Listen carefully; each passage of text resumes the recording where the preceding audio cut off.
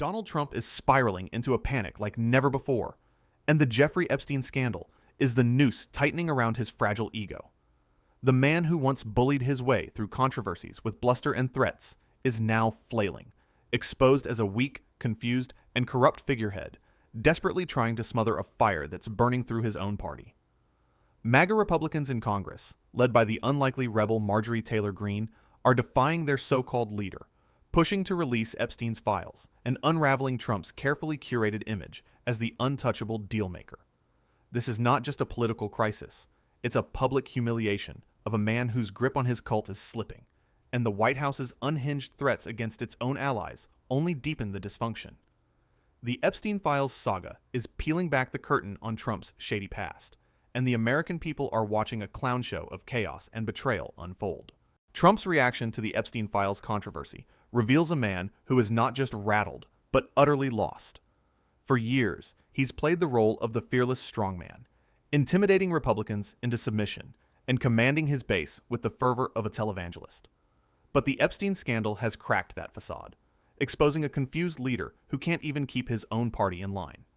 His desperate attempts to dismiss the push for transparency as a Democrat hoax are laughable, especially when his own MAGA loyalists, like Greene, Thomas Massie, and Nancy Mace, are joining Democrats to demand the release of Epstein's files. This isn't just a rebellion, it's a mutiny against a king who's forgotten how to rule. Trump's playbook has always been simple: deny, deflect, and dominate. He's called the Epstein case boring and a hoax, even going so far as to label his own supporters stupid and weaklings for daring to question him.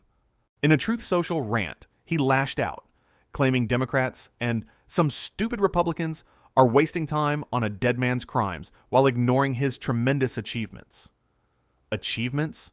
What, like dodging accountability for decades while cozying up to a notorious predator like Epstein? The hypocrisy is staggering. This is the same Trump who once called Epstein a terrific guy and partied with him at Mar-a-Lago, only to now pretend he barely knew the man. The American public isn't buying it, and neither are his own allies. The White House's response has been nothing short of pathetic. A leaked statement from a Trump official warned that any Republican signing onto Massie's discharge petition to force a vote on releasing the Epstein files would be committing a hostile act against the administration. A hostile act? For demanding transparency about a child trafficker's network? This is the language of a dictator, not a president. Trump's team is so desperate to bury the truth that they're threatening their own party with political retribution.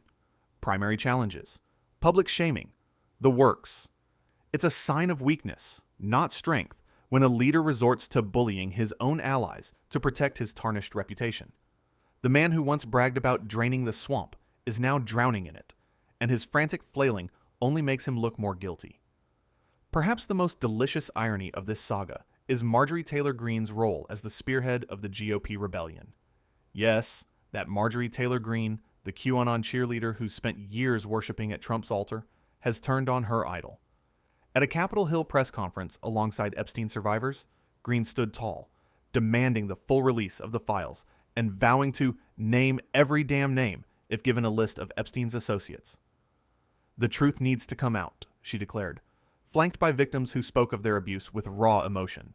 For once, Greene's bombast was aimed at the right target, but let's not kid ourselves. She's no hero. This is the bare minimum any elected official should do when faced with a scandal of this magnitude. Still, her defiance is a body blow to Trump's ego, and the fact that she's willing to cross him speaks volumes about how shaky his grip on the GOP has become. Greene's rebellion isn't just about principle. It's a signal that Trump's cult of personality is cracking. She's joined by other MAGA hardliners like Thomas Massie, Nancy Mace, and Lauren Boebert, who are pushing a discharge petition to force a House vote on releasing the Epstein files. This bipartisan effort, led by Massie and Democrat Ro Khanna, needs just 2 more Republican signatures to reach the 218 needed to bypass House Speaker Mike Johnson's attempts to quash it.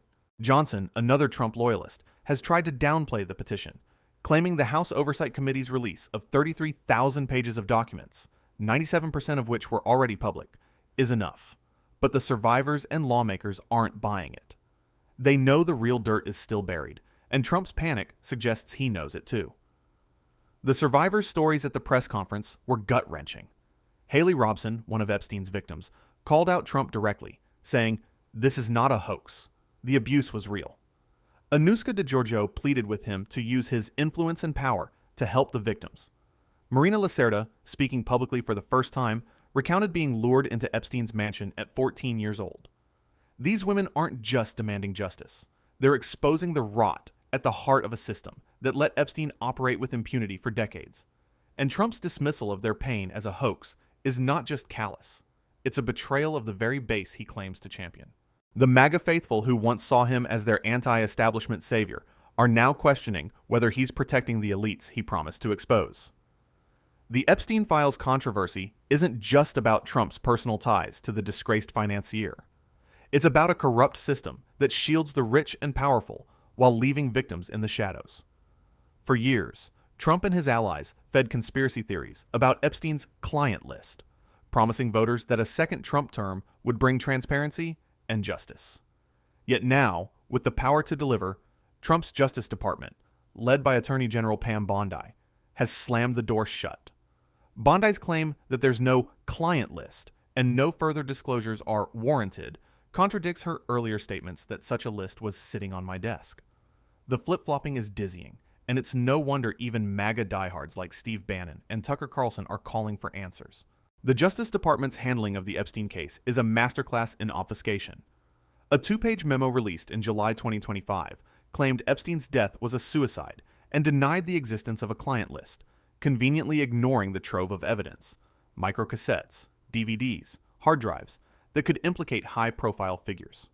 The House Oversight Committee's recent document dump, touted as a victory for transparency, was a sham, with the vast majority of the 33,000 pages already public. Meanwhile, Trump's former personal attorney, Todd Blanche, now Deputy Attorney General, is reportedly meeting with Ghislaine Maxwell in prison, a move that reeks of damage control. Rumors of a potential pardon for Maxwell, who's serving 20 years for her role in Epstein's crimes, only fuel suspicions that Trump is protecting his allies. The GOP's complicity in this cover-up is infuriating. House Republicans on the Rules Committee unanimously voted down a Democratic amendment to force a vote on releasing the Epstein files, proving that their loyalty lies with Trump, not the American people. Only a handful of Republicans, like Ralph Norman and Chip Roy, showed any spine, with Norman voting for the amendment and Roy abstaining. The rest cowered under Trump's threats, terrified of a mean tweet or a primary challenge. It's a pathetic display of cowardice from a party that claims to stand for strength and accountability. As Democratic Representative Jim McGovern put it, Republicans are ruining this institution, bending over backward to protect a man who's more interested in shielding his rich friends than delivering justice. Trump's handling of the Epstein scandal is a case study in dysfunction. He's alienated his base, angered his allies, and exposed himself as a hypocrite who's more loyal to the elite than to the forgotten men and women he claims to represent. His rants about the Epstein hoax and his attacks on his own supporters as weaklings show a man unmoored, lashing out in all directions as the walls close in. Even his own daughter-in-law, Laura Trump, has called for transparency, putting him in the humiliating position of being contradicted by his own family. The MAGA base, once blindly devoted, is now split, with polls showing 36% of Republicans disapproving of his handling of the Epstein case. A stunning rebuke for a man who thrives on unwavering loyalty. The bipartisan push for transparency, led by Massie and Khanna, is a rare moment of clarity in a polarized Congress. With 134 lawmakers already signed onto the discharge petition, including 4 Republicans, the momentum is building. Survivors like Lisa Phillips have vowed to compile their own list of Epstein's associates if the government won't act, and Greene has promised to read it on the House floor, protected by congressional immunity. This is a direct challenge to Trump's authority, and his administration's attempts to intimidate Republicans into silence only highlight his desperation. As Democratic Representative Ro Khanna said, "A nation that allows rich and powerful men to traffic and abuse young girls without consequence has lost its moral and spiritual core." Trump's refusal to act proves he's part of the problem, not the solution. The White House's threats against Republicans, like Greene and Massie, are a last-ditch effort to cling to power, but they're backfiring spectacularly. By framing transparency as a hostile act, Trump is admitting he has something to hide. Why else would he go to such lengths to suppress the truth? His past friendship with Epstein, documented in photos and his own words, looms large. While there's no evidence directly implicating Trump in Epstein's crimes, his reluctance to release the files suggests he's protecting someone, whether it's himself, his donors, or his powerful friends. The Wall Street Journal reported that Trump was told in May 2025 that his name appeared in Epstein's documents, though not in connection to any wrongdoing. The White House called it fake news, but the damage was done. The public smells blood, and Trump's denials only make him look weaker.